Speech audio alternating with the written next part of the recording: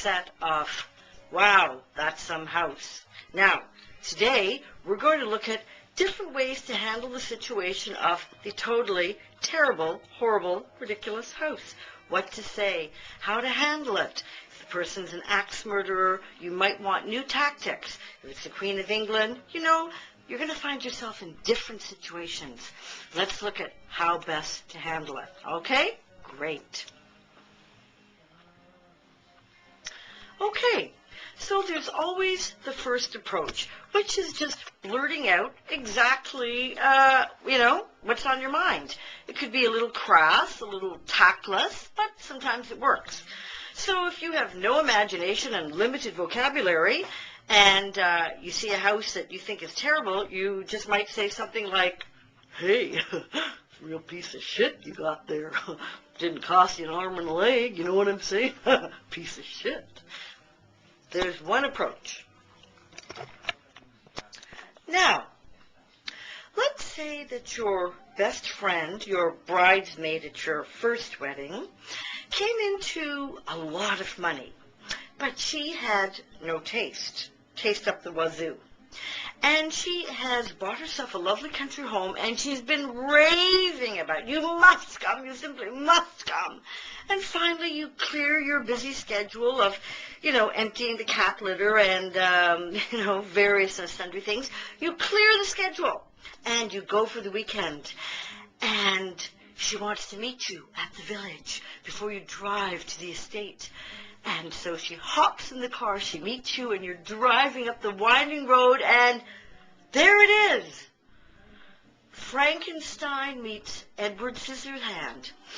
I would recommend in that instance to go into your verbal, nonverbal expression. High expression, no talk. You might do something like,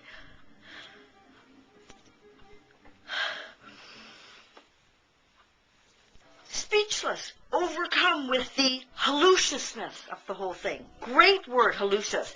Put that in your new words acquired this week list, because we're going to go to several languages to find the perfect word to describe each perfect situation. So should we review quickly? We just did piece of shit, speechless, but full of facial expression. And now for number 3.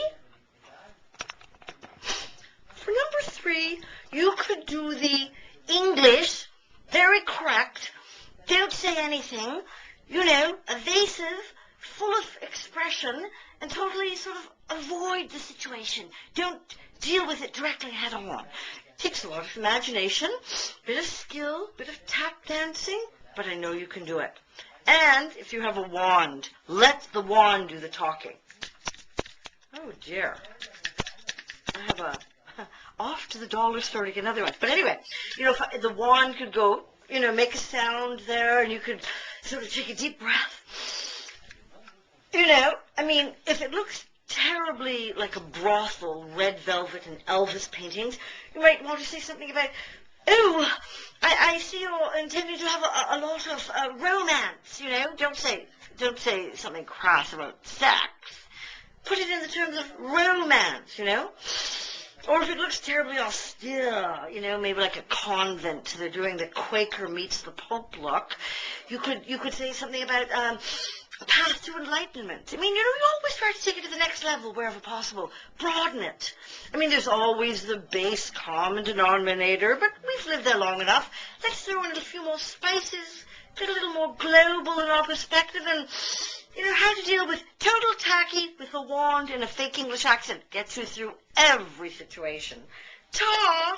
Off to the next castle. Mwah!